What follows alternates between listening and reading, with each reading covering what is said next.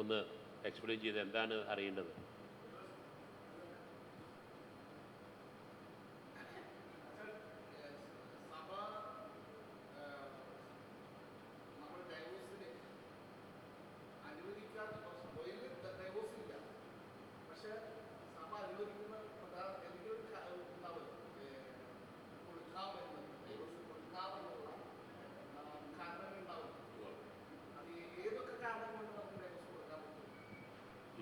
ഒരു നല്ല ചോദ്യമാണത്.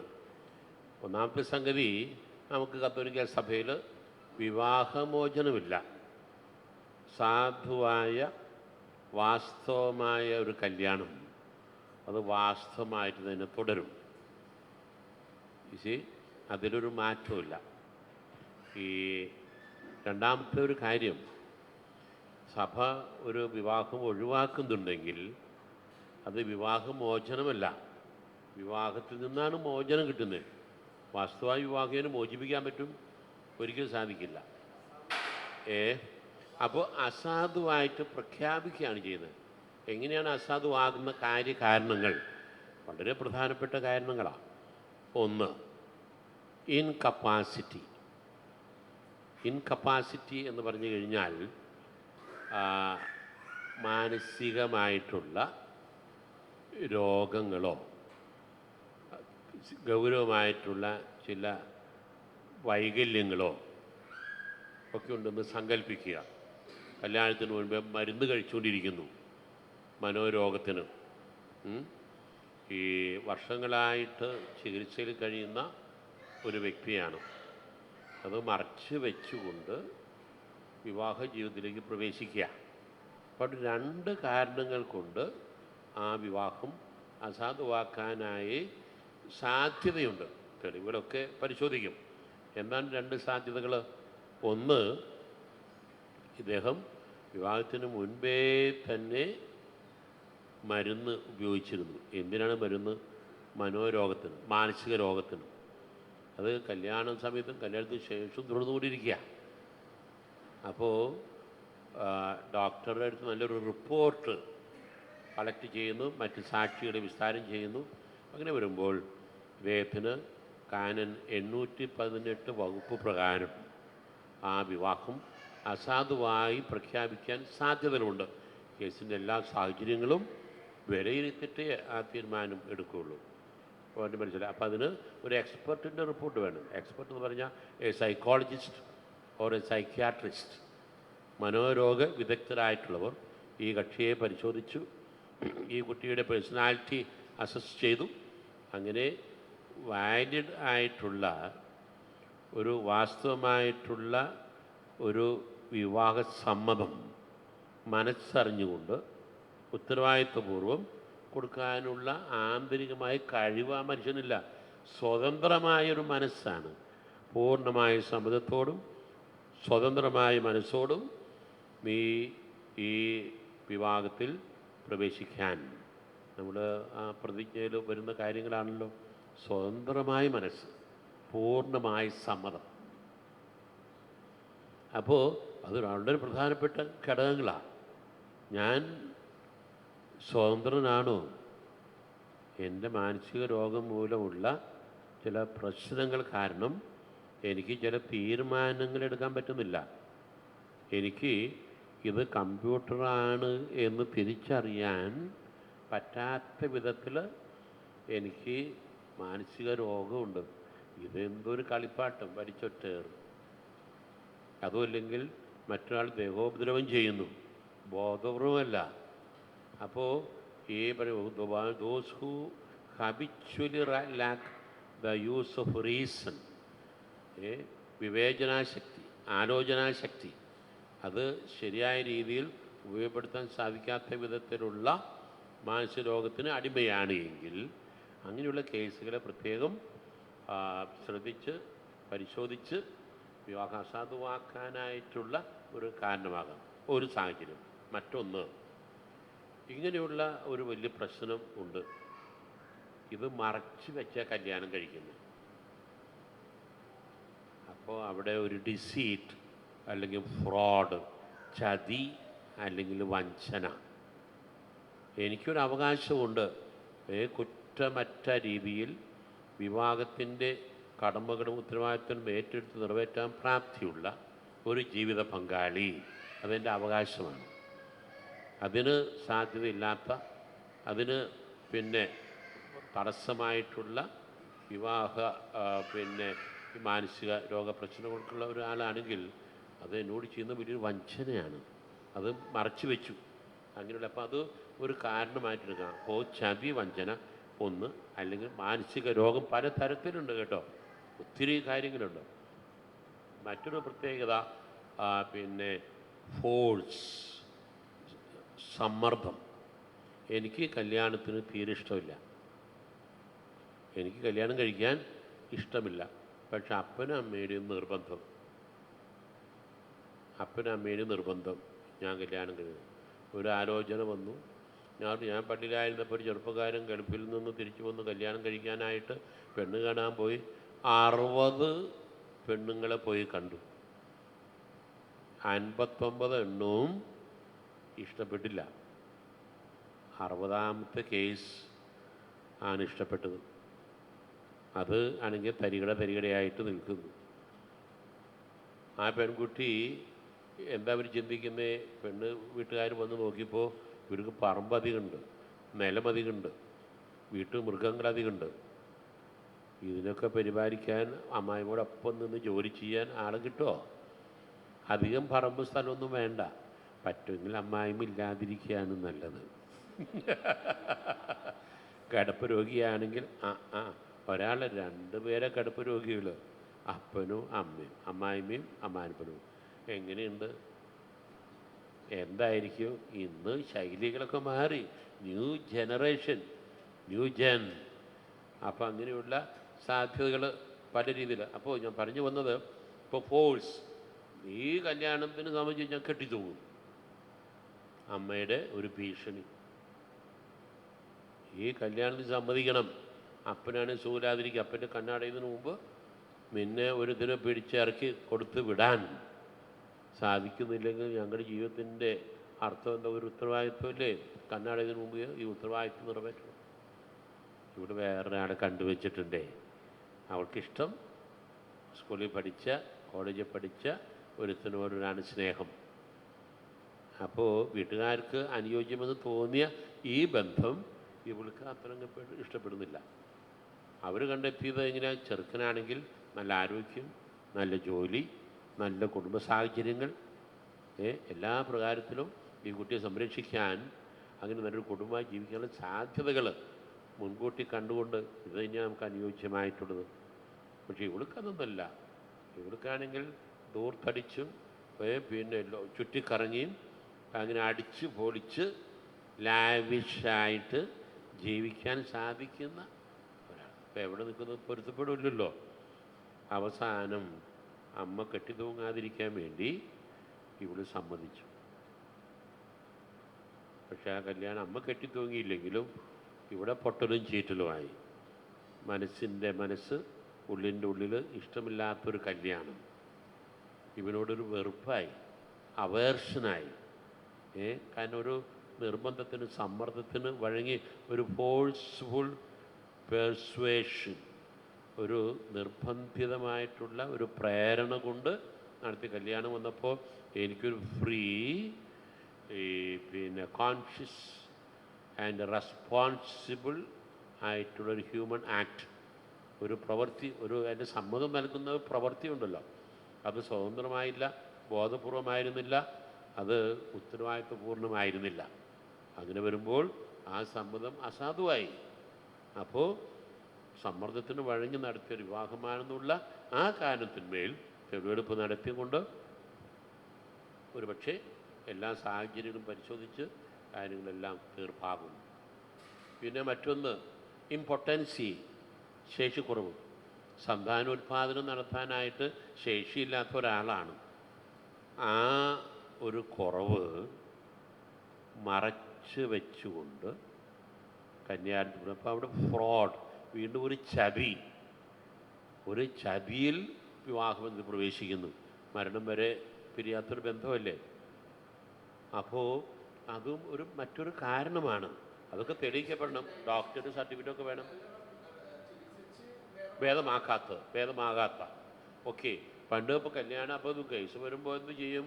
അത് അരമനയ്ക്ക് വിളിപ്പിച്ചു, പിതാവ് സംസാരിച്ചു. അപ്പോൾ പിതാവ് ചോദിച്ചു, മോനെ നീ മരണം വരെ എന്നല്ലേ അന്ന് പ്രതിജ്ഞ ചെയ്ത്? ഇല്ല പിതാവേ, ഞാൻ മകരം വരെ എന്നാണ് അന്ന് പറഞ്ഞത്. അതെന്താ മകരം വരെ എന്ന് പറഞ്ഞാൽ എന്താ അർത്ഥം? മകരമാസത്തിൽ പെരുന്നാളുണ്ട്, ശംശാന ശിവനാൻ്റെ പെരുന്നാളിന് കൂട്ടുകാരെ കാണിക്കാൻ വേണ്ടി 2 വീലറിൽ ഒന്നിച്ച് പോയി ചുറ്റിക്കറങ്ങി അടിച്ചു പൊളിച്ച് പെരുന്നാൾ ആഘോഷിച്ചു.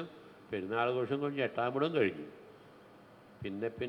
പിന്നെ ഒഴിവാക്കാനുള്ള ശ്രമം. അപ്പോൾ മരണം വരുന്നു ഞാൻ പറഞ്ഞിട്ടില്ല, മകരം വരെ എന്ന് മാത്രമേ ഞാൻ പറഞ്ഞുള്ളൂ. അവൻ്റെ ഒരു ന്യായീകരണം മനസ്സിലായ. അപ്പോൾ അങ്ങനെയുള്ള ചില സാഹചര്യങ്ങളുണ്ട്. വീണ്ടും ഈ പറഞ്ഞ പോലെ എറർ ഓഫ് ക്വാളിറ്റി, ചില പ്രത്യേക ഗുണവിശേഷങ്ങൾ മനസ്സിൽ കണ്ട് വലിയൊരു ഡിഗ്രി, അതുപോലെ പല പ്രത്യേകതകളും മനസ്സിൽ വെച്ചുകൊണ്ട് ചില പ്രതീക്ഷകൾ മനസ്സിൽ വെച്ചുകൊണ്ട് കല്യാണത്തിന് പ്രവേശിച്ചു. പക്ഷേ ആ പ്രതീക്ഷകൾ സഫലമടഞ്ഞില്ല. ആ ഗുണങ്ങൾ ഇനി ചിലർ തെറ്റ് പറഞ്ഞു. ഞാൻ MA കാരനാണ്, ഡബിൾ MA, പിന്നെ 3 ഡിപ്ലോമയുണ്ട്. ഗൾഫിലാണെങ്കിൽ 2 കമ്പനികളുടെ മാനേജരാണ് ഞാൻ, 1 അല്ല 2 കമ്പനികൾ. അങ്ങനെ വലിയ വലിയ വാക്കുകൾ പറഞ്ഞുകൊണ്ട് ഒക്കെയാണ് കല്യാണം കഴിഞ്ഞു. ഇവൻ ഗൾഫിലേക്ക് പോകുന്നത് കാണാനില്ല. മാനേജർ വീട്ടിൽ നിന്ന് എത്ര നാൾ നിൽക്കാൻ പറ്റൂ? ഒരു കമ്പനി പോയിട്ട് പിന്നെ ഒരു കമ്പനിയിൽ ഒരു എംപ്ലോയി ആകാനും ഉള്ള യോഗ്യത അവനില്ല. 2 MA എടുത്തിട്ടെന്ന് പറഞ്ഞിട്ട് അവന് ഈ പറഞ്ഞ പോലെ ഇതിൽ യാതൊന്നുമില്ല, SSLC പോലും പാസ്സായിട്ടില്ല. വേണ്ട വിധത്തിൽ വിവാഹത്തിന് മുൻപ് അന്വേഷണം നടത്തിയില്ല. അതാണ് ഇംഗ്ലീഷിൽ പറയും പ്രീനുപ്ഷ്യൽ എൻക്വയറി, വിവാഹത്തിന് മുൻപുള്ള അന്വേഷണം. അതൊരു അന്വേഷണ ഫോറം പൂരിപ്പിക്കാനുണ്ട്. നിങ്ങളുടെ പള്ളിയിൽ അങ്ങനെ ഉണ്ടോ? ഇല്ല അല്ലേ? ഉണ്ടോ? ഇല്ല, ഉണ്ട്. പ്രീനുപ്ഷ്യൽ എൻക്വയറി ഫോം.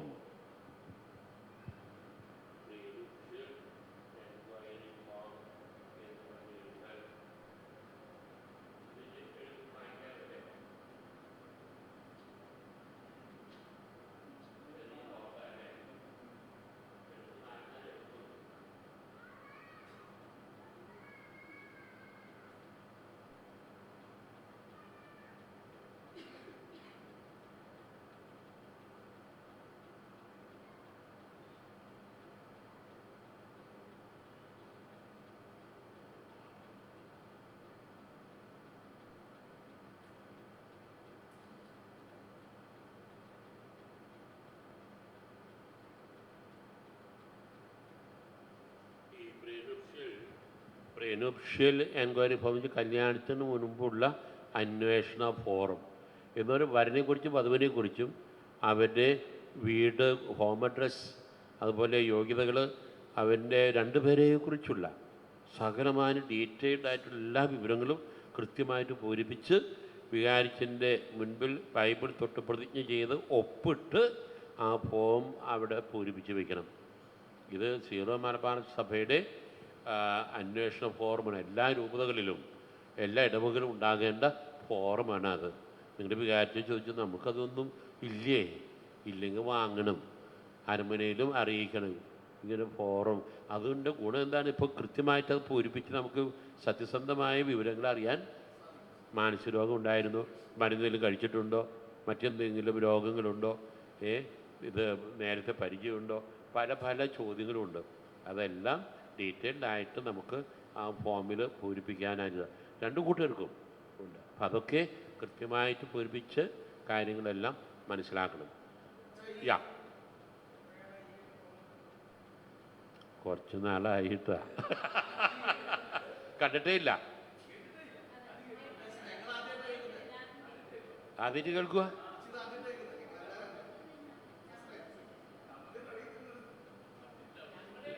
അല്ല, ഒരു പക്ഷേ നിങ്ങളുടെ ആവശ്യത്തിന് അന്നത് പ്രാബല്യത്തിലായിട്ടില്ല കേട്ടോ.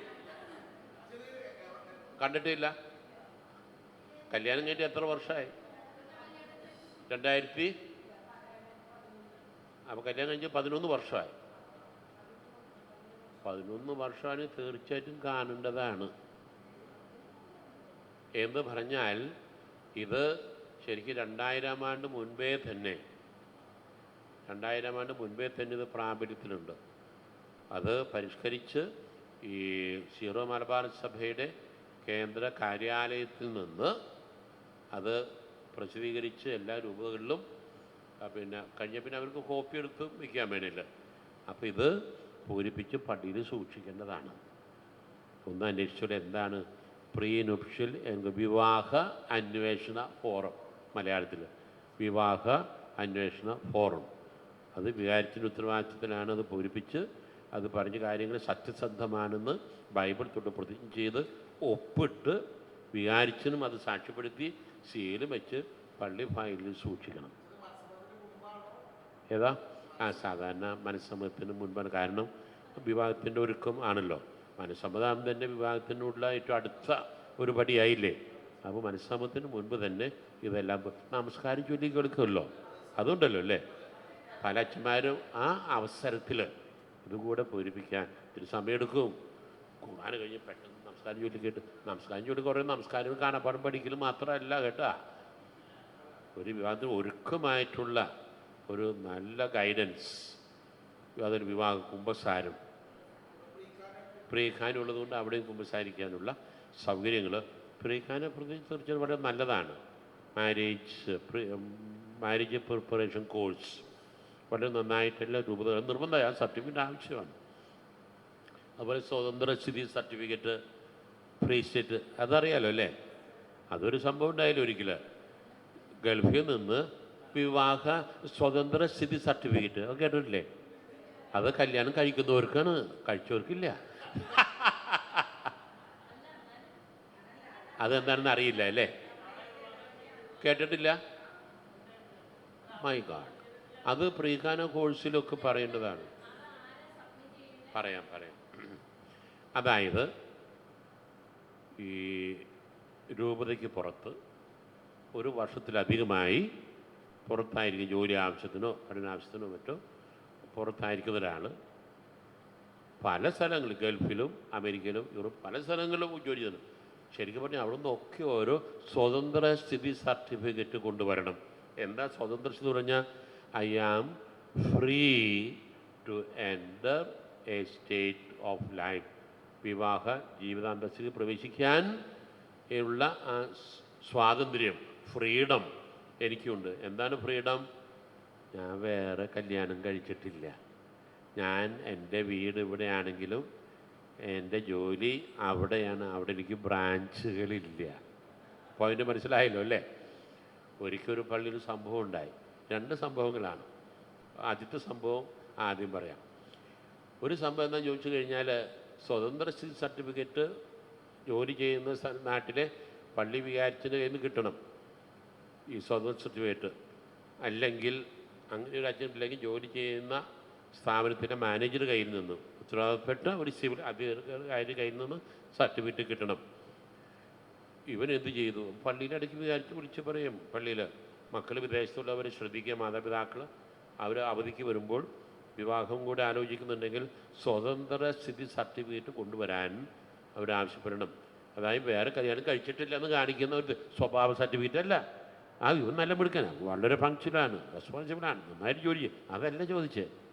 ഇവൻ ഇവിടെ ആയിരുന്ന 5 കൊല്ലക്കാലം ഞങ്ങൾ അറിയപ്പെട്ടിടത്തോളം ഇവൻ വിവാഹിക്കുന്നതല്ല, വിവാഹം പോലുള്ള മറ്റു ബന്ധങ്ങളിൽ ഇവൻ പ്രവേശിച്ചിട്ടുമില്ല എന്ന് സാക്ഷ്യപ്പെടുത്തിക്കൊണ്ട് ഉത്തരവാദപ്പെട്ട ഒരു അധികാരിയുടെ ഒരു സാക്ഷ്യപത്രം, അതാണ് ഫ്രീ സ്റ്റേറ്റ് സർട്ടിഫിക്കറ്റ്. ഒരു വിദ്വാൻ എന്ത് ചെയ്തു? അവൻ ഒരു സർട്ടിഫിക്കറ്റ് കൊണ്ടുവന്നു, അറബി ഭാഷയിലാണ്. അത് പള്ളിയിലെ വികാരിച്ചും പ്രായം ചെന്ന വികാരിച്ചെന്ന് കൊണ്ടുവിടുന്നു. പാവച്ചന് അറബി പോയിട്ട് ഇംഗ്ലീഷ് തന്നെ തപ്പുമ്പോഴേ മലയാളം കുട്ടി വായിക്കാൻ കണ്ണിന് കാഴ്ചയും പോരാ. അപ്പോൾ അറബിയിലുള്ളത് കത്തെങ്ങനെ വായിക്കും? അച്ഛൻ ഇത് ഒരു കവർ ലെറ്ററുമായിട്ട് നേരെ അരമന കച്ചേരിയിലേക്ക് ഫോർവേഡ് ചെയ്തു. ഇവനോട് അത് കൊണ്ട് അരമന കച്ചേരി കൊണ്ടു കൊടുക്കാൻ പറഞ്ഞു. അരമന കച്ചേരി ഇരിക്കുന്നവർ മെത്രാനാണ്, ആർക്കും അറബി അറിയില്ല. അപ്പോൾ അവരെന്ത് ചെയ്തു? ഇത് എങ്ങനെ വായിക്കും? തൊട്ടടുത്തൊരു സ്കൂളിൽ അറബി പഠിപ്പിക്കുന്ന ഒരു കന്യാസ്ത്രീയുണ്ട്. ഒരു കവറിംഗ് ലെറ്ററുമായിട്ട് ഇത് ഉള്ളടക്കം ചെയ്ത് കവറ് അടച്ച് അഡ്രസ്സ് എഴുതി സിസ്റ്ററിന് കൊടുത്തുവിടുകയാണ് ഒരു മെസ്സഞ്ചറുടെ കയ്യിൽ. സിസ്റ്റർ, ഈ കവറിനകത്തുള്ള അറബിയിലുള്ള ആ ടെക്സ്റ്റ് അത് മലയാളത്തിലേക്ക് ഒന്ന് പരിഭാഷപ്പെടുത്തി ഒട്ടിച്ച് അത് ഇവിടെ കച്ചേരിയിൽ ഏൽപ്പിക്കാനായിട്ട് താല്പര്യപ്പെടുന്നു. ബഹുമാനപ്പെട്ട സിസ്റ്റർ നന്നായിട്ട് അറബി അറിയാം. സിസ്റ്റർ അറബി വായിച്ച് അതിൻ്റെ തർജ്ജമ ഇങ്ങനെ എഴുതി, തർജ്ജമ ഇങ്ങനെയാണ്: ഈ കമ്പനിയിലേക്ക് ആവശ്യമുള്ള ഓർഡർ തന്നിരിക്കുന്ന ചെരുപ്പുകൾ ഈ പിന്നെ അടുത്ത തപാലിൽ നിങ്ങൾക്ക് അയച്ചു തരുന്നതാണ്. അതിൻ്റെ ഇൻവോയ്സ് എന്ന് പറഞ്ഞ് ഒപ്പിട്ട് സീലും വെച്ചൊരു കടലാസ് സംഭവിച്ചതാണ്. എന്താണ് ഇനി രൂപതാ കച്ചേരിയിൽ നിന്ന് സ്വീകരിക്കേണ്ട നടപടിക്രമം? ഡോക്ടർ സാർ എന്ന് പറയുന്നു. ബിഷപ്പാണെന്ന് സങ്കല്പിക്കുക, രൂപത മെത്രാനാണെന്ന് സങ്കല്പിക്കുക. എന്താ വേണ്ടേ? എന്ത് നടപടിയാണ് നിർദ്ദേശിക്കുന്നത്? തെറ്റിദ്ധരിപ്പിക്കുക മാത്രമില്ല, വലിയൊരു കളവ്, വലിയൊരു വഞ്ചന അല്ലേ? ഒരു വിശ്വാസവഞ്ചനയല്ലേ? അല്ലേ? ഇവിടെ ഇങ്ങനെയാണ് കല്യാണം കഴിഞ്ഞ ജീവിത പങ്കാളിയുടെ അടുത്ത് എന്തായിരിക്കും വഞ്ചന? എങ്ങനെ അവനെ വിശ്വസിച്ച് വിവാഹത്തിൻ്റെ അനുവാദം കൊടുക്കും? അവനെ ശരിക്കും ഒരു ഉപദേശം കൊടുത്തു. അവൻ്റെ കയ്യിൽ നിന്ന് ഒരു മാപ്പപേക്ഷ എഴുതി വാങ്ങിച്ചു.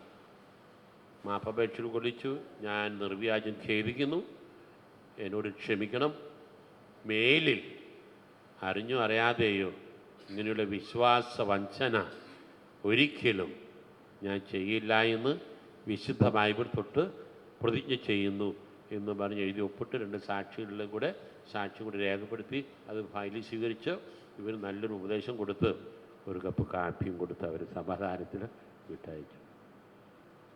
ഇങ്ങനെ സംഭവിച്ചതാണ്. മറ്റൊരു കേസ് ബോംബെയിൽ നിന്നാണ്. അടുത്തുള്ള ഒരു ഇടവകയിൽ, നിങ്ങളുടെ രൂപതയിലല്ല, ഒരു രൂപതയിൽ ഒരു പള്ളിയിൽ മനസ്സമ്മതം നടന്നു. ഇപ്പോൾ സോഷ്യൽ മീഡിയ വഴി പെട്ടെന്ന് ഇതങ്ങ് ഫ്ലാഷാവുമല്ലോ. ആരാണ് വരൻ, ആരാണ് വധു, ഫോട്ടോ, ഒരുമിച്ചുള്ള ഫോട്ടോ ഒക്കെ അങ്ങ് എത്തി. ഈ ഫോട്ടോ എങ്ങനെയോ ബോംബെയിലെത്തി. ഇവൻ ജോലി ചെയ്യുന്ന സ്ഥലം, ചെറുക്കൻ ജോലി ചെയ്യുന്നത് ബോംബെയിലാണ്. അവൻ ബോംബെയിൽ നിന്ന് കുറേ നാട്ടിൽ വന്നു. അപ്പോഴാണ് കല്യാണം ഉറച്ചത്. ബോംബെയിലെത്തിയപ്പോൾ അവനവിടെ ബ്രാഞ്ചുണ്ട്. ഈ ഫോട്ടോ കണ്ടപ്പോൾ മറ്റൊരു സ്ത്രീ ഇവനൊന്നിച്ചുള്ള വേറൊരു ഫോട്ടോ ആയിട്ട് അവിടുന്ന് തീവണ്ടി കയറി നാട്ടിലേക്ക് വന്നിരിക്കുക, നേരെ അരമനയിലേക്ക്. മെത്രാൻ അപ്പോൾ ഇവളുടെ ആംഗളയും ഒരുമിച്ച് വന്നിരിക്കുകയാണ്. ഈ ഫോട്ടോ കാണിച്ചു കൊടുത്തു. ഇവൻ്റെ മനസ്സമ്മതം നടന്ന, നാട്ടിൽ സമ്മതം നടന്ന ആ ഫോട്ടോയും കാണിച്ചു കൊടുത്തു. പിതാവേ, ഇനി ഞാൻ എന്ത് ചെയ്യണം? പിതാവ് ആ പള്ളിയിൽ വികാരിച്ചനെ വിളിച്ചു. ഇവരെ ആ പള്ളിയിലേക്ക് വികാരിച്ചനത്തേക്ക് പറഞ്ഞയച്ചു. വികാരിച്ചനും ആകെ അസ്വസ്ഥതയായി. വികാരിച്ച ഉടനെ ചെറുക്കനെ വീട്ടിൽ നിന്ന് വിളിപ്പിച്ചു. അങ്ങനെ ചെറുക്കൻ വന്നു. ബോംബെയിലെ ബ്രാഞ്ച് ആങ്ങളെ അടക്കം വന്നിരിക്കുന്നു. എന്നിട്ട് കാര്യങ്ങൾ സംസാരിച്ചു. ഈ സ്ത്രീ ഇവനൊരുമിച്ചുള്ള ബോംബെയിലുള്ള ഫോട്ടോ വിവാഹസമ്മതം അവിടെ കഴിഞ്ഞിട്ടുള്ളതാണ്, അത് കൊടുത്തിരിക്കുന്നു. ഇവിടുത്തെ ഫോട്ടോയും കാണിച്ചു. എന്നിട്ട് ഇവൻ്റെ ചകിട്ടത്ത് 2 അങ്ങ് പൊട്ടിച്ചു പരസ്യമായിട്ട്. വേറെ മനസ്സമ്മതം കഴിഞ്ഞിരിക്കുകയല്ലേ. അവർ വീട്ടുകാർ വന്നു, പുതിയ മനസ്സമ്മതം ഒഴിവായി. എന്തെങ്കിലും സംഭവിച്ചേ? പള്ളി വികാരിച്ചൻ്റെ അനാസ്ഥ. വേണ്ട വിധത്തിൽ അന്വേഷണം നടത്താനും അവിടെ നിന്നുള്ള സർട്ടിഫിക്കറ്റ് ഉണ്ടെന്ന് ഉറപ്പ് വരുത്താനും 100,000 കൂട്ടം കാര്യങ്ങളിലെ പള്ളിയിൽ പള്ളിയിൽ കുർബാന കഴിഞ്ഞാൽ മറ്റു പല കാര്യങ്ങളും അതിന് തിരക്കേണ്ടതിൽ വേണ്ട വിശ്വസിച്ചു. നമ്മളെ കബളിപ്പിക്കില്ല, സത്യസന്ധമായിട്ടൊരു കുടുംബമാണ്, ഇവനെങ്ങനെയാണെന്ന് നമുക്കറിയില്ല. പക്ഷേ വലിയൊരു പ്രതിസന്ധിയിലേക്ക് എത്തി. ഇനി അതും പോകട്ടെ, മറ്റൊരു പള്ളിയിൽ ഈ വിവാഹ നിശ്ചയം കഴിഞ്ഞു, വിവാഹ സമ്മതം കഴിഞ്ഞു. ഇനി കല്യാണം, ചെറുക്കും കല്യാണം എന്ന് പറഞ്ഞാൽ ഒരുപാട് ആളുകളില്ലേ, ചെറുക്കൻ്റെയും പെണ്ണിൻ്റെയും വീട്ടുകാരും ബന്ധുമിത്രാദികളും സുഹൃത്തുക്കളും എല്ലാം പള്ളി നിറയെ ജനം. വീഡിയോ എത്ര എണ്ണ, ഫോട്ടോഗ്രാഫീസ്, അങ്ങനെ നിറഞ്ഞ സദസ്സിൽ അങ്ങനെ നിൽക്കുന്നു. പള്ളിയിൽ അച്ഛൻ തിരുവസ്ത്രങ്ങൾ അണിഞ്ഞ് വലിയ പ്രകാശത്തിൽ, ഈ വീഡിയോക്കാരെല്ലാവരും ഇങ്ങനെ മിന്നിച്ച് നിൽക്കുകയല്ലേ, ആ പ്രകാശത്തിൽ വെട്ടിത്തിളങ്ങി അങ്ങനെ അതാ ബലിവേദിയുടെ മുൻപിൽ പിന്നെ ഇവരുടെ വിവാഹാശീർവാദ കർമ്മങ്ങൾ ആരംഭിക്കുകയാണ്. അങ്ങനെ ആദ്യം സമ്മതം ചോദിക്കുമല്ലോ. ഔസേപ്പിനെ നിൻ്റെ ഭർത്താവായി നീ സ്വീകരിക്കുന്നുവോ? ഇവിടെ ഉറച്ച സ്വരത്തിൽ പറഞ്ഞു ഇല്ല. ഇത് ഇനിയുള്ള നാടകം എന്തായിരിക്കും നിങ്ങൾക്ക് ഊഹിക്കാമോ? അപ്പം അച്ഛൻ ഒന്നുകൂടെ കേട്ടില്ല, തെറ്റിദ്ധരിച്ച അച്ഛൻ ഒന്നുകൂടെ രണ്ടാം പ്രാവശ്യം ഔസേപ്പിനെ നിൻ്റെ ഭർത്താവായി നീ സ്വീകരിക്കുന്നുവോ? അപ്പം ഇല്ലെന്ന് അച്ഛനോട് പറഞ്ഞില്ലേ?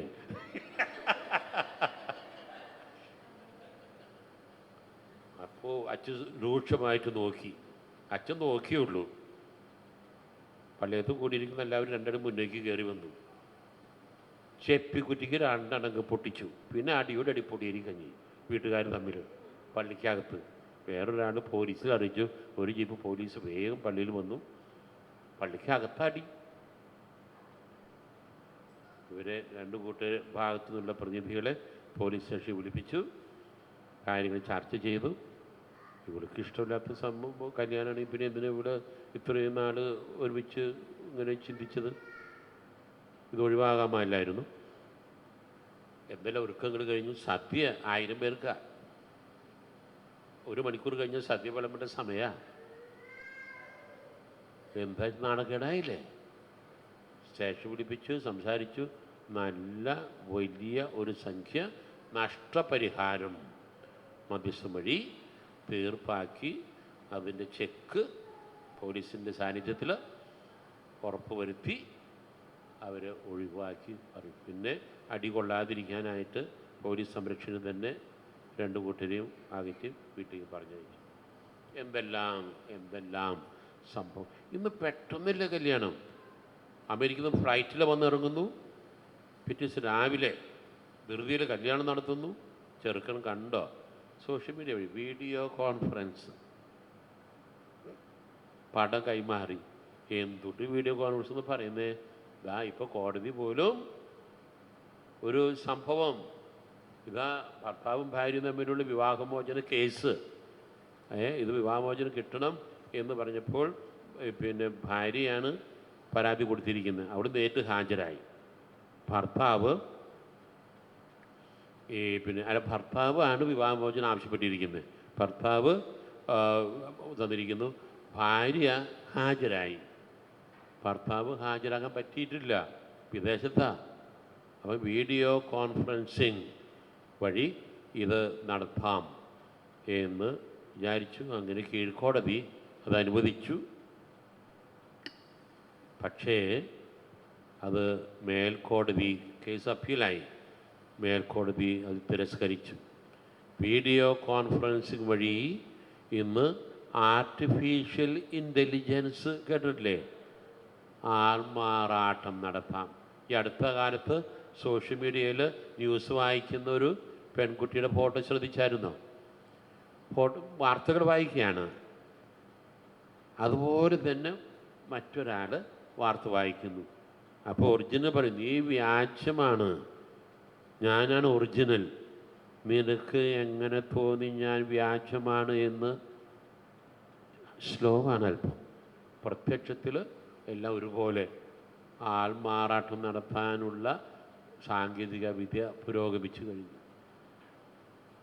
വളരെ സൂക്ഷ്മമായിട്ട് അന്വേഷണങ്ങളും വേണ്ട ആലോചനകളും ഒക്കെ നടത്തിയതിന് ശേഷമേ പരിശുദ്ധ കൂദാശ ആയിരിക്കുന്ന വിവാഹം എന്ന ബന്ധത്തിലേക്ക് പ്രവേശിക്കാൻ പാടുള്ളൂ.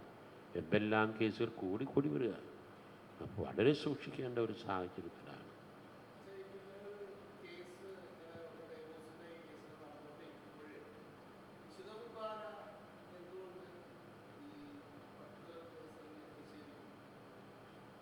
അതായത് ഒരു ഡൈവോഴ്സ് കേസ് ഭാര്യയും ഭർത്താവും തമ്മിൽ കേസ്. അപ്പോൾ ഭർത്താവാണ് കേസ് കൊടുത്തിരിക്കുന്നത് വിവാഹമോചനത്തിന് വേണ്ടി. വിവാഹമോചനം കിട്ടിയിട്ടില്ല. കിട്ടിയ വിവാഹമോചനം കിട്ടിക്കഴിയുമ്പോഴല്ലേ പിന്നെ സഭയുടെ മുൻപിൽ അവർ ഭാര്യ ഭർത്താക്കന്മാരാണ്. അപ്പോൾ സാധാരണഗതിയിൽ ഒരു വിവാഹമോചനം കിട്ടിയ ഒരു വ്യക്തിയെ സംബന്ധിച്ചിടത്തോളം വിവാഹം എന്നത് യേശുവും സഭയുമായിട്ടുള്ള ആ ബന്ധത്തിൻ്റെ സാദൃശ്യമാണ്. യേശുനാഥൻ ത്യാഗം സഹിച്ച് രക്തം ചിന്തി വീണ്ടെടുത്ത തൻ്റെ വധുവായ സഭ, ആ യേശുവും പിന്നെ സഭയുമായിട്ടുള്ള ബന്ധത്തോട് സാദൃശ്യപ്പെടുത്തിക്കൊണ്ടാണ് വിവാഹം. മനസ്സിലായോ? അപ്പോൾ യേശുവിൻ്റെ സഭ, അപ്പോൾ ആ സാദൃശ്യത്തിൽ വിവാഹിതരായിരിക്കുന്നതാണ്. ഇവർക്ക് വിവാഹമോചനം എന്നോട് ചിന്തിക്കാൻ പറ്റില്ല, കത്തോലിക്ക സഭയിലും സാധിക്കില്ല. അപ്പോൾ കൂദാശ സ്വീകരിക്കുക, വിശുദ്ധ കുർബാന സ്വീകരിക്കുക എന്ന് പറഞ്ഞാൽ യേശു ക്രിസ്തുവിനെ സ്വീകരിക്കുകയാണ് ഞാൻ. അത് വലിയ പൊരുത്തക്കേടല്ലേ? യേശു സഭയുമായിട്ടുള്ള ബന്ധം ആയിരിക്കെ അതിന് സാദൃശ്യമായ ബന്ധത്തിൽ നിന്ന് പല കാരണങ്ങളാൽ സ്വാർത്ഥ താല്പര്യങ്ങൾക്ക് വേണ്ടി വിട്ടുവഴി നിൽക്കുമ്പോൾ ഡൈവോഴ്സ്ഡ് ആയിട്ടുള്ളവർക്ക് അവർ കുർബാന സ്വീകരിക്കാൻ പാടില്ല എന്നുള്ളത് സഭ നിശ്ചയിച്ചിരിക്കുന്ന കാര്യമാണ്. പക്ഷേ അവർക്ക് പള്ളിയിൽ വരാം, ദിവബലിയിൽ സംബന്ധിക്കാം, ആരാധനയിൽ പങ്കുചേരാം, മറ്റ് ധ്യാന പരിപാടികൾ, ആത്മീയ നവീകരണ പ്രസ്ഥാനങ്ങളിൽ പങ്കുകൊള്ളാം, ജീവകാരുണ്യ പ്രവർത്തനങ്ങൾ നടത്താം. അങ്ങനെ അവർക്ക് ദൈവത്തിൻ്റെ മുമ്പിൽ കൃപാവരം ലഭിക്കാൻ ഉള്ള മറ്റു മാർഗങ്ങളൊക്കെ ഉപയോഗപ്പെടുത്താം. പക്ഷേ ഇത് വളരെ കണിശമായി കൃത്യമായിട്ട് പാലിക്കുന്ന ഒരു കാര്യം കൂദാശ നിഷേധം എന്നുള്ളത്. അപ്പം ഇങ്ങനെയൊക്കെയുള്ള സാഹചര്യങ്ങൾ പലതുമുണ്ട്. ഓക്കെ, നമ്മൾ ഒരു കാര്യത്തിലേക്കോ സമയം കടന്നു പോകുന്നു അല്ലേ, ഒരു കാര്യത്തിലും കൂടെ കടന്ന് നമുക്ക് യൂണിവേഴ്സൽ യൂണിഫോം സിവിൽ കോഡ് സംഗതി പിന്നെ എങ്കിലും പറഞ്ഞു വരുമ്പോഴത്തേക്കും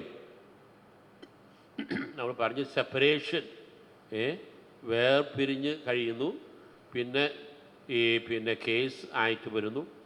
അപ്പോൾ അങ്ങനെയുള്ള കാര്യങ്ങൾ വരുമ്പോൾ തീർച്ചയായിട്ടും എന്ത് സംഭവിക്കും? നമുക്ക് കുറേ പരിഷ്കാരങ്ങൾ നമ്മുടെ കാന നിയമത്തിൽ വന്നിട്ടുണ്ട്. 2015 ഞാനിവിടെ പറഞ്ഞു എന്നെനിക്കറിയില്ല. അതായത് വിവാഹമോചനവുമായി ബന്ധപ്പെട്ട് സിവിൽ നിയമത്തിൻ്റെ പരിഷ്കാരം വന്നപ്പോൾ അന്ന് കത്തോലിക്കാ സഭയുടെ നിലപാട് ചോദിച്ചു. ഞാനത് പറഞ്ഞായിരുന്നോ ക്ലാസ്സിൽ?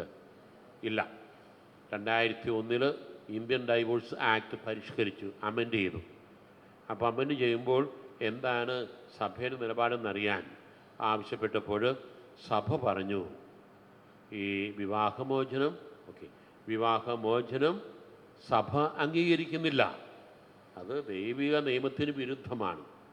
പക്ഷേ ഉഭയസമ്മതപ്രകാരം വിവാഹമോചനം നൽകാൻ ഉള്ള പുതിയൊരു വകുപ്പ് സിവിൽ കോടതി സിവിൽ ലോ ഉണ്ടാകുമ്പോൾ സഭയുടെ നിലപാട് എന്താണെന്ന് ചോദിച്ചു കഴിഞ്ഞാൽ എന്താ പറയുക? ഇവിടെ ഉഭയസമ്മതപ്രകാരം മ്യൂച്വൽ കൺസെൻറ്റ്, നേരത്തെ വ്യഭിചാരം ചെയ്ത ആ സ്ത്രീ ആ കാരണത്താൽ തന്നെ പുരുഷന് വിവാഹമോചനം സിവിൽ കോടതി അനുവദിക്കും. ഇനി ഭാര്യയ്ക്ക് ഭർത്താവ് വ്യഭിചാരം ചെയ്തു എന്ന പേരിൽ വിവാഹമോചനം അനുവദിച്ച് കിട്ടണമെങ്കിൽ വ്യഭിചാരം ചെയ്തെന്ന് മാത്രമല്ല ക്രൂരത, അതുപോലെ മറ്റ് വിരോധിതമായിട്ടുള്ള ബന്ധങ്ങളിൽ ആയിട്ട് കഴിയുന്ന ഒരാൾ, അങ്ങനെ പല വകുപ്പുകളനുസരിച്ച് അത് തെളിയിക്കാൻ അതിന് സാധിക്കും. അത് പ്രായോഗികമല്ല. അപ്പം അത് ഭർത്താവിന് ഒരു നിയമവും ഭാര്യയ്ക്ക് മറ്റൊരു നിയമവും, അത് ഒരു ഇനേക്വാലിറ്റി ആണ്, അത് ഇൻജസ്റ്റിസ് ആണ്.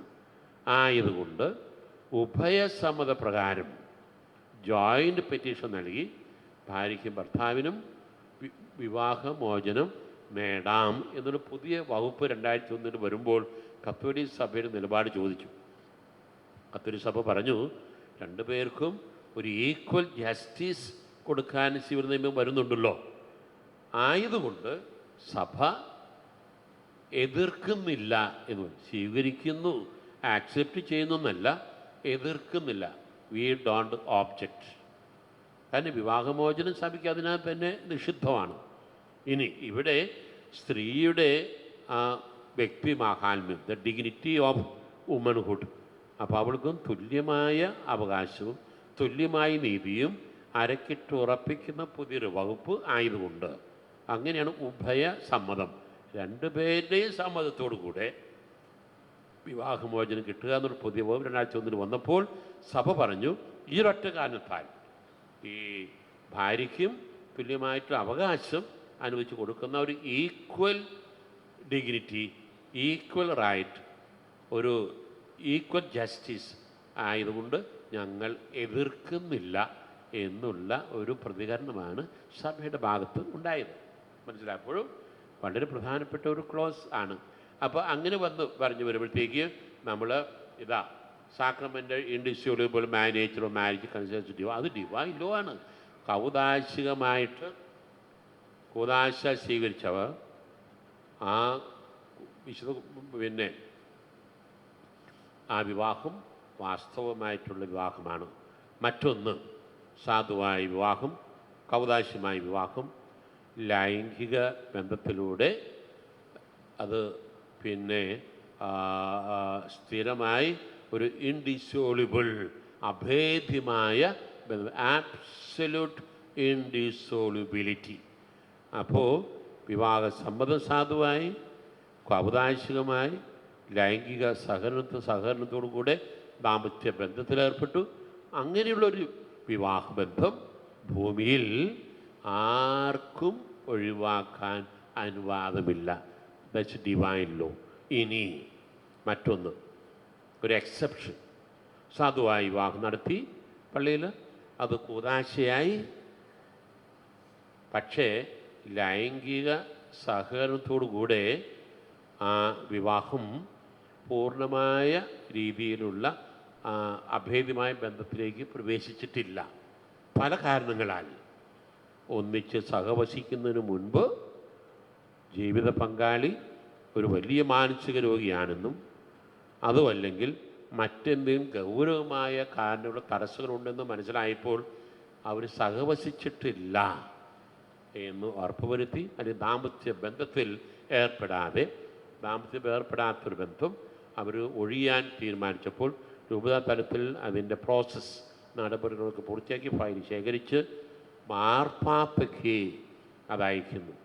ഇവർക്ക് ഒരു പ്രത്യേക വിടുതൽ, മാർപ്പാപ്പയുടെ പ്രത്യേകമായ അധികാരത്തോടുകൂടെ ഇവർക്ക് ആനുകൂല്യം, ഇവരെ വിവാഹബന്ധം അത് ഒഴിവാക്കാൻ ഒരു dispensation from the bond of dissolution of marriage, വിവാഹം ഒഴിവാക്കി കൊടുക്കാനായിട്ടുള്ള ഒരു അധികാരം മാർപ്പാപ്പയ്ക്ക് നൽകുന്ന ഒരു സാഹചര്യമുണ്ട്.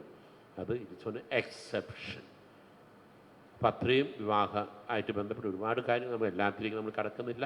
നമ്മൾ യൂണിഫോം സിവിൽ കോഡായിട്ട് ബന്ധപ്പെട്ട് വരുന്നു. വീണ്ടും കാനോനൈസേഷൻ ഓഫ് സിവിൽ ലോ. എന്താണ് കാനോനൈസേഷൻ എന്ന് പറഞ്ഞ അർത്ഥം? ആർക്കറിയാം? കാനോനൈസേഷൻ എന്ന് പറഞ്ഞാൽ എന്താണ് അർത്ഥം? കേട്ടിട്ടില്ലേ? വാഴ്ത്തപ്പെട്ട സിസ്റ്റർ പറഞ്ഞത് ശരിയാ. ദേവദാസൻ, ദേവദാസി എന്നൊക്കെ കേട്ടിട്ടില്ലേ? ദേവദാസൻ, അതായത് ഒരു വ്യക്തി മരിച്ച് നിശ്ചനാൾ കഴിഞ്ഞതിന് ശേഷം അവരെ കുറിച്ച് ഉമ്മൻചാണ്ടി മരിച്ചല്ലോ, 41 ആയിട്ടില്ല. ജനം ഒഴുകുകയാണ് കല്ലറയുടെ അവിടേക്ക്. പൂക്കളും തിരികളും കെടാൻ വിളക്കും എല്ലാം അവിടെ ജനങ്ങനെ കൂടുകയാണ് അവിടെ. അദ്ദേഹം വിശുദ്ധനായി എന്നാണ് ചിലർ പ്രഖ്യാപിക്കുന്നത്. അദ്ദേഹം ഓർത്തഡോക്സുകാരനാണ്. ഓർത്തഡോക്സുകാരുടെ നിയമം അനുസരിച്ച് 40 കൊല്ലം കഴിയാതെ നാമകരണ നടപടി തുടങ്ങാൻ വകുപ്പില്ല. കത്തോലിക്ക സഭയുടെ നടപടി അനുസരിച്ച് മരിച്ച 5 വർഷമെങ്കിലും കഴിയാതെ നടപടി ആരംഭിക്കാൻ പറ്റില്ല. മദർ തെരേസയുടെ കാര്യത്തിൽ 5 വർഷം അതിന് മുമ്പേ തന്നെ നടപടി ആരംഭിച്ചു. ജോൺ പോൾ രണ്ടാമൻ മാർപ്പാപ്പയുടെ കാര്യത്തിൽ അങ്ങനെ തന്നെ. അപ്പോൾ വീരോചിതമായിട്ട് സുഹൃത്തുക്കളെ അഭ്യസിച്ച് അവർ വലിയൊരു മാതൃക സഭയ്ക്ക് കാഴ്ചവെച്ചെന്ന സാക്ഷ്യത്തിൻ്റെ വലിയ മാതൃക കാഴ്ചവെച്ചവരെന്ന നിലയിൽ അവരെ പ്രത്യേകം സഭ വണങ്ങുന്നു. അപ്പോൾ ദേവദാസൻ, ധന്യൻ, വാഴ്ത്തപ്പെട്ടവൻ, വിശുദ്ധൻ, അങ്ങനെയുള്ള പല പടികളിലൂടെ ആൾക്കാരുടെ വണക്കത്തിലേക്ക് അവർ ഉയർത്തപ്പെടുന്നു. ഇതാണ് കാനൂനൈസേഷൻ. അതല്ല ഇവിടെ സിവിൽ ലോയ്ക്ക് എന്ത് നാമകരണ നടപടി. ഇവിടെ ഉദ്ദേശിച്ചത് കാനൂനൈസേഷൻ എന്ന് പറഞ്ഞാൽ സിവിൽ ലോയിൽ ഏതെല്ലാം വകുപ്പുകളുണ്ടോ ആ വകുപ്പുകൾ അതേപടി കാനൻ നിയമത്തിലേക്ക് സ്വീകരിക്കാൻ നിയമദാതാവായ ലെജിസ്ലേറ്റർ, സഭയുടെ അധികാരി അനുവദിച്ചിരിക്കുന്നു എന്നതിൻ്റെ അർത്ഥം. അതിന് to canonise, to integrate, to accept, to adopt. അല്ല ഞാൻ പറയുന്നത് ഈ നമ്മുടെ കോഡ്, നമ്മുടെ നിയമസംഹിത മാർപ്പാപ്പയാണല്ലോ പ്രൊമൾഗേറ്റ് ചെയ്തേ. ആ മാർപ്പാപ്പ ആണ് ഇതിൽ സിവിൽ ലോ ആയിട്ട് ബന്ധപ്പെട്ട ചില നിയമങ്ങൾ അതേപടി കാനൂൻ നിയമത്തിലേക്ക് സ്വീകരിക്കാൻ. അതാണ് ഇവിടെ നമ്പർ കൊടുത്തിട്ടുണ്ട് 1504. Civil law to which the church yields is to be observed in canon law with the same effect in so far as they are not contrary to divine law and unless canon law provides otherwise. അതിൻ്റെ അർത്ഥം civil ലോയിൽ എന്ത് പറഞ്ഞിരിക്കുന്നു അത് അതേപടി കാനൂൻ ലോയും സ്വീകരിക്കുന്നു. അത് മാർപ്പാപ്പ അംഗീകരിച്ച ഈ നിയമത്തിൽ 1504 വകുപ്പാണ്. ഉദാഹരണം, കാനൂൻ നിയമം അനുസരിച്ച് വാസ്തവമായൊരു വിവാഹം നടത്തണമെങ്കിൽ പുരുഷന് 16 വയസ്സും സ്ത്രീക്ക് 14 വയസ്സും മതി. അത് കാനൂൻ നിയമം. പക്ഷേ സിവിൽ നിയമം പുരുഷന് 21 സ്ത്രീക്ക് 18 വയസ്സും പൂർത്തിയാകണം. അപ്പോൾ എന്ത് ചെയ്തു? സിവിൽ നിയമം അതേപടി നമ്മൾ സഭ അംഗീകരിച്ച് സ്വീകരിച്ചിരിക്കുന്നു. അപ്പോൾ നമ്മുടെ പ്രത്യേക നിയമമുണ്ടല്ലോ, അതിൽ എഴുതി ചേർത്തു വാസ്തവമായൊരു വിവാഹം നടക്കണമെങ്കിൽ പുരുഷന് 21 വയസ്സും സ്ത്രീക്ക് 18 വയസ്സും പൂർത്തിയായിരിക്കണം. അപ്പോൾ ആ നിയമം അതേപടി നമ്മൾ അംഗീകരിച്ചിരിക്കുകയാണ്. നോക്കണേ, അപ്പോൾ സിവിൽ എല്ലാ നിയമങ്ങളും നമുക്ക് സഭാ നിയമത്തിൽ കൊടുക്കാൻ പറ്റില്ല. ചിലത് സിവിൽ നിയമം അതേപടി നമ്മൾ സ്വീകരിക്കുന്നു.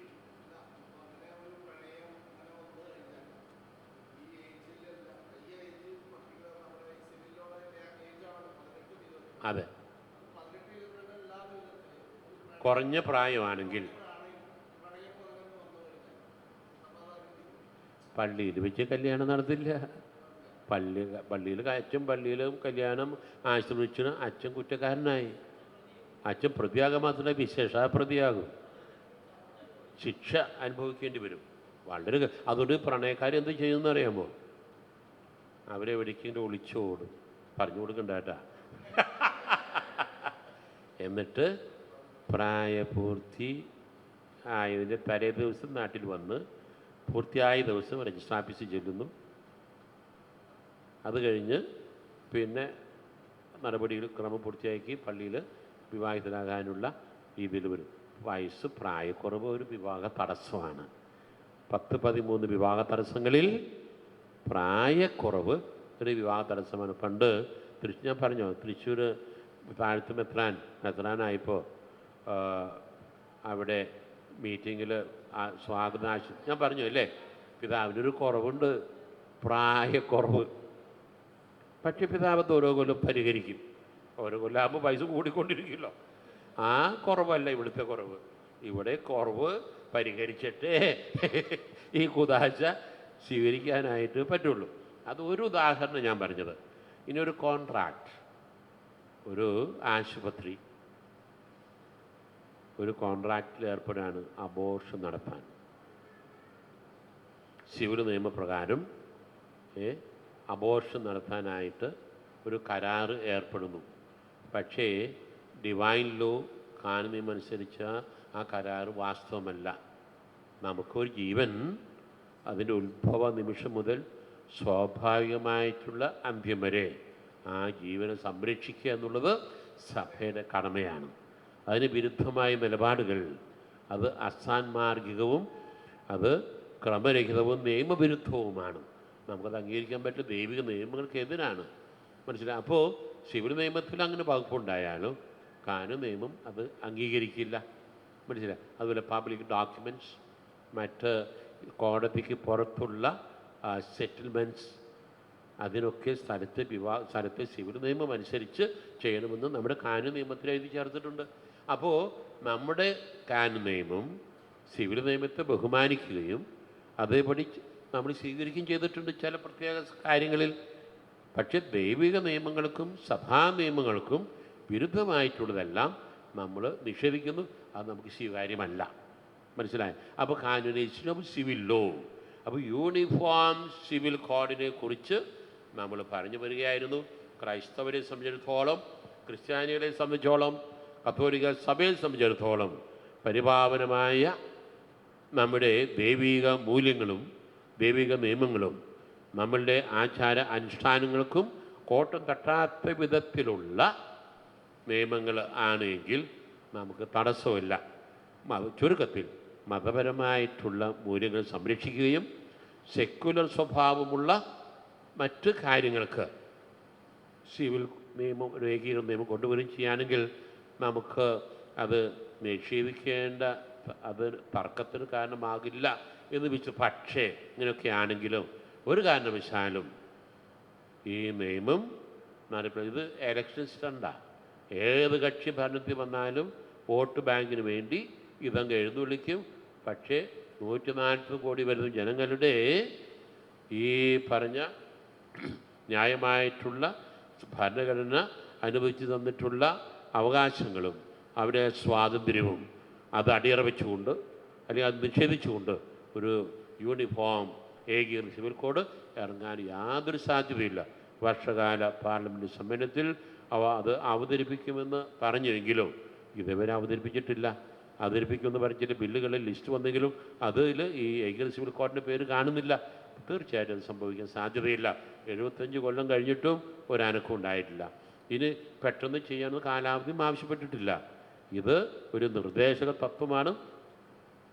അത് സാവകാശം സോമനസ്സായാലെ ഒരു മതവിഭാഗവും പിന്നെ സമ്മർദ്ദത്തിന് വിധേയമാകാതെ സ്വമനസ്സാലെ അവർ ഏറ്റെടുത്ത് സ്വീകരിക്കുകയാണെങ്കിൽ അങ്ങനെ കാലാന്തരത്തിൽ ക്രമേണ സാവധാനം നടപ്പിലായി വരും. അല്ല ഒറ്റ നിമിഷം ഇന്ന ഡേറ്റിനുള്ളിൽ ഇത് നടപ്പിലാക്കണമെന്നുള്ള അത് ഒരു വ്യാമോഹം മാത്രമാണ്, ഒരു സ്വപ്നം മാത്രം. അത് നടപ്പിലാകുന്ന പ്രശ്നമില്ല എന്നുള്ളതാണ് പൊതുവെ മനസ്സിലാക്കിയിരിക്കുന്ന കാര്യം. ഇപ്പോൾ യൂണിഫോം സിവിൽ കോഡ്, ഇപ്പോൾ നിയമം, കാനൂൻ നിയമം, യൂണിഫോം സിവിൽ നിയമം, ഇതുമായിട്ട് ബന്ധപ്പെട്ട ചില പ്രത്യേക കാര്യങ്ങളാണ് നമ്മൾ ചർച്ച ചെയ്തുകൊണ്ടിരുന്നത്. ഇങ്ങനെയുള്ള മാറിയ സാഹചര്യത്തിൽ തൽക്കാലം നമുക്ക് ഇന്നത്തെ ഈ പരിപാടി നിർത്തുന്നതല്ലേ നല്ലത്. ലോകത്തെ എല്ലാ പ്രശ്നങ്ങൾക്കും നമ്മൾ തന്നെ പരിഹാരം കണ്ടെത്തേണ്ട കാര്യമില്ലല്ലോ. തൽക്കാലം നമുക്ക് നിർത്തി ബാക്കി കാര്യങ്ങൾ നാളെ നമുക്ക് കൂടുതൽ കാര്യങ്ങൾ നമുക്ക് ചർച്ച ചെയ്യാം. അത്രയും പറഞ്ഞുകൊണ്ട് പിതാവിൻ്റെയും പുത്രൻ്റെയും പരിശുദ്ധാത്മാവിൻ്റെയും നാമത്തിൽ ആമേൻ. ദൈവം നമ്മളെ അനുഗ്രഹിക്കട്ടെ.